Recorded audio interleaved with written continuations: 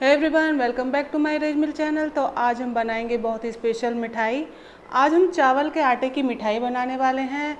आप इस रेसिपी को पूरा देखिएगा और घर में ट्राई ज़रूर कीजिएगा। तो सबसे पहले हमने जो सूखा नारियल होता है इस तरीके का, ये बड़े साइज़ का लिया है और इसे आधा करके बारीक बारीक टुकड़ों में पहले काट लिया है और उसके बाद हमें मिक्सी में इसे पीस लिया है। आप यहाँ देखिए, इस तरीके का हमें मिक्सचर इसका चाहिए और इसे हम एक साइड में रखेंगे। और अब हमने लिए हैं 1 कप चावल। नॉर्मली जो चावल हम घरों में यूज़ करते हैं, तो उस तरीके के आप चावल ले लीजिएगा और इसे बिल्कुल धीमी गैस पर आप पकाइएगा। और हाँ, अगर आप चावल से ये मिठाई बना रहे हैं तो ये प्रोसेस आपको 1 घंटे पहले करना होगा, जो मैं अब बताने वाली हूँ। 1 घंटे पहले आप चावल को अच्छे से वॉश कर लीजिए और किसी साफ़ कपड़े पर इसे पंखे के नीचे फैला दीजिए ताकि ये अच्छे से सूख जाएंगे। इसका जो मॉइस्चर है अच्छे से कपड़े में चला जाएगा। और फिर हमें बिना घी तेल डाले इन्हें ऐसे ही भूनना है। लो फ्लेम पर आप इसे भूनिएगा और इस तरीके से आप चलाते रहिए धीरे धीरे। जैसे जैसे आप इसे चलाएंगे आप देखेंगे कि ये थोड़े थोड़े ड्राई होने लगे हैं। आपको अंदाज़ा लग जाएगा कि ये अच्छे से भून गए हैं। और आप एक चावल का दाना यदि चबा कर देखेंगे तो बिल्कुल वो ड्राई होगा और खाने में उसे आवाज़ आएगी। तो आप इस स्टेज पर इसे निकाल लीजिए। अब हम इसे ठंडा होने देंगे और उसके बाद हम इसे मिक्सर जार में डालेंगे। और एक बारीक पाउडर हमें चाहिए, इस बात का आप ध्यान रखिएगा। दरदरा पाउडर बिल्कुल यूज़ नहीं कीजिएगा। तो इसके मिक्सी में पीस के बिल्कुल बारीक पाउडर हमें बनाना है। तो आप यहाँ, मैं आपको चेक करा दूँ, आप यहाँ देख सकते हैं ये बारीक पाउडर हमें मिल गया है। क्योंकि हमने चावल को अच्छे से भुना था तो जल्दी से पाउडर भी बन गया है इसका। अब एक पैन रखेंगे और उसमें हम डालेंगे 2.5 कप दूध। तो 2.5 कप दूध लेने के बाद हम यहाँ डालेंगे मिल्क पाउडर। तो मिल्क पाउडर हम 1 कप डालेंगे और उसके बाद इसे हाई फ्लेम पर आप चलाते हुए पकाइएगा। अच्छे से इसमें उबाला आने देना है। पर हाँ, इस बात का आप ध्यान रखिएगा कि इसे लगातार चलाते हुए पकाना है। तो अब मैं यहाँ मिल्क पाउडर का इस्तेमाल कर रही हूँ। आपके पास मिल्क पाउडर नहीं है, दूध की अगर आपके पास मलाई है तो आप उसका भी इस्तेमाल यहाँ कर सकते हैं। तो चम्मच से प्रेस करते हुए हम ये जो गुठलियाँ हमको दिखाई दे रही हैं इन्हें निकाल लेंगे और ये बिल्कुल स्मूथ पेस्ट बन जाएगा। धीरे धीरे आप इस तरीके से चम्मच से चलाते रहें। तो इस तरीके से हमें दूध को अच्छे से उबाल लेना है। आप इस बात का भी ध्यान रखिएगा कि ये दूध आपको छोड़ के अब कहीं नहीं जाना है, इसे लगातार आप चलाइएगा। तो जब दूध अच्छे से उबल जाए तो हम यहाँ आगे इसमें डालेंगे कोकोनट का बुरादा, जो हमने अभी बना के रखा हुआ है उसे हम ऐड कर देंगे। आप चाहें तो यहाँ कोकोनट को पीसते वक्त इलायची का भी इस्तेमाल कर सकते हैं, यानी कि आप उसमें इलायची डाल दीजिए तो साथ में वो भी पिस जाएगी। इसमें टेस्ट और महक दोनों ही बहुत अच्छी आती हैं। तो आप ये प्रोसेस ज़रूर कीजिए, इलायची को भी साथ में ही पीस के डालिएगा। और अब हम यहाँ डालेंगे घी। तो यहाँ मैंने जमा हुआ घी लिया है, आप मेल्टेड भी इस्तेमाल कर सकते हैं। तो अंदाजे से 2 से 3 चम्मच के करीब यहाँ घी है और इसे हम मिक्स कर देंगे और अब इसे चलाते हुए पकाना है।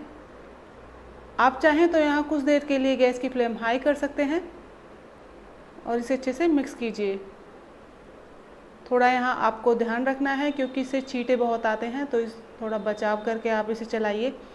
अब आप यहाँ चीनी डाल सकते हैं, या तो चीनी को मिक्सी में बारीक पीस लीजिए या आपके पास बूरा है तो आप उसका इस्तेमाल कर सकते हैं। मैंने यहाँ बूरा का इस्तेमाल किया है। तो जिस कप से मैंने चावल नापे थे उसी कप से मैंने 3 कप भर के बूरा ली है और यहाँ डाल के अच्छे से मिक्स किया है। आपको जितनी मिठास पसंद हो उस हिसाब से ऐड कर दीजिए। आप जब ये रेसिपी बनाएं तो स्टार्टिंग में ही कोई कप या कटोरी सेट कीजिए। और अब हम इसे चलाते हुए पकाएंगे।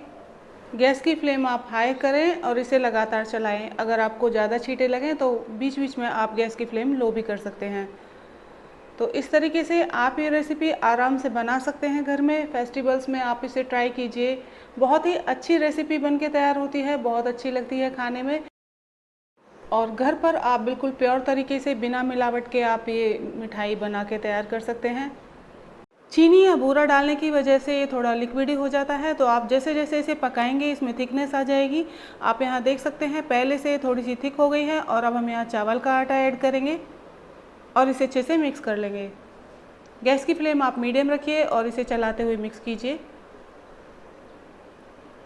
अच्छे तरीके से मिक्स करने के बाद अब हम इसे चलाते हुए ही पकाएंगे। इसे लगातार चलाते रहें और हमें इसे तब तक पकाना है जब तक कि पैर न छोड़ने लगे। तो ये बहुत आसान सी रेसिपी है। आप इस मिठाई को कब बना रहे हैं मुझे कमेंट बॉक्स में ज़रूर बताइएगा। और मेरी रेसिपीज़ आपको कैसी लगती हैं, यदि रेसिपीज़ आपको पसंद आती हैं तो प्लीज़ लाइक करें, शेयर करें, मेरे चैनल को सब्सक्राइब करना ना भूलें। और हाँ, यदि अभी आप देख रहे हैं मेरी वीडियो तो जल्दी से चैनल को सब्सक्राइब कीजिए और बेल आइकन को प्रेस कर दीजिए ताकि मेरी वीडियो की नोटिफिकेशन आप सभी तक पहुंच जाए। और हाँ, एक लाइक भी कर दीजिएगा। यहाँ पर मैंने 1 चम्मच घी का इस्तेमाल और किया है और इसे अच्छे से मिक्स कर लेंगे। देसी घी का ही आप यूज़ कीजिएगा और इसे चलाते रहेंगे।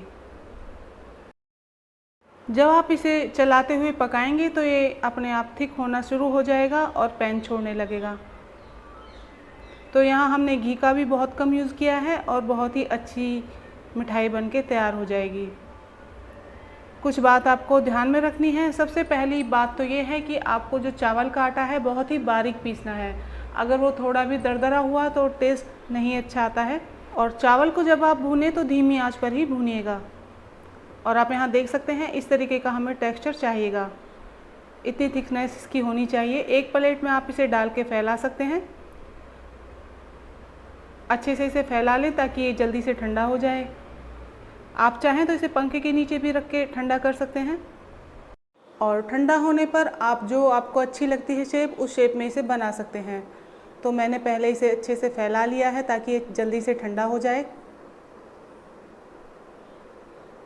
तो ये चावल की मिठाई आप कब बना रहे हैं मुझे ज़रूर बताइएगा। बहुत ही अनोखी रेसिपी है, बहुत ज़्यादा सॉफ्ट बन के तैयार होती है और खाने में बहुत ही ज़्यादा अच्छी लगती है।